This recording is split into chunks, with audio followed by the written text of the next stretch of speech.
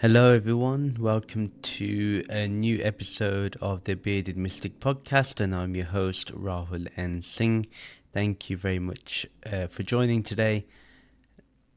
Do like, comment, subscribe on YouTube, and if you're listening to this on your favorite podcast streaming app, please do rate and review and follow the podcast, so you can keep getting the brand new episodes that happen mostly on a daily basis now.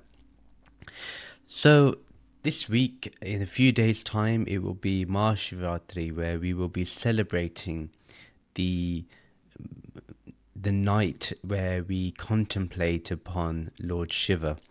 Now, Shivji, who I used to worship before I found my guru, and somewhat still worship today, because all is the one pure consciousness. I obviously have a close affinity to Shivji, and there's a certain beauty in the life of Shivji that I really like. So he can be, the householder, the married man, and he'll get angry, he'll get upset, he'll be compassionate, he'll show mercy, he'll do all of those things, and also spread the most deepest wisdom and be in the deepest meditative states. In fact, a lot of people that do Vipassana meditation, they don't know that originates from from one of the texts called the Vijnana Bhairava Tantra, and that is a book of, say, 112 techniques of meditation given by Lord Shiva. So Shivji, Lord Shiva,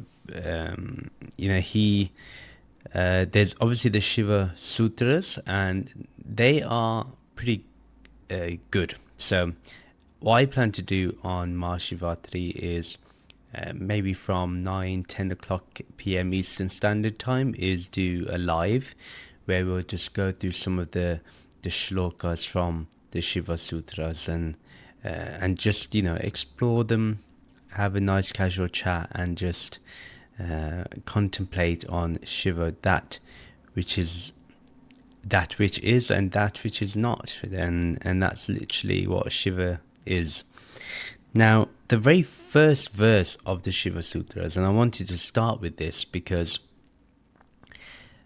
it starts with a bang. It says, consciousness is the self. So if we think that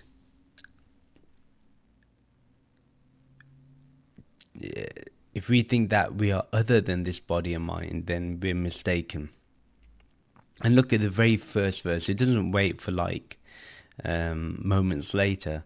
It's like you've got to really know your stuff when you read this, and you've got to have some sort of insight into Brahman, into the pure consciousness. So when you read something like Chaitanyam is the self or Chaitanyam Atma, you should get it straight away, that what it means. And this only happens when we take the shelter of a guru, take a shelter of a teacher, and we learn from them, and we gain the insights, and those insights then bring up our practice. That practice ends up becoming our experience. Then that experience, we see what is the experiencer. Then once we understand what the experiencer is, we then rest in that formless awareness. We rest in that awareness.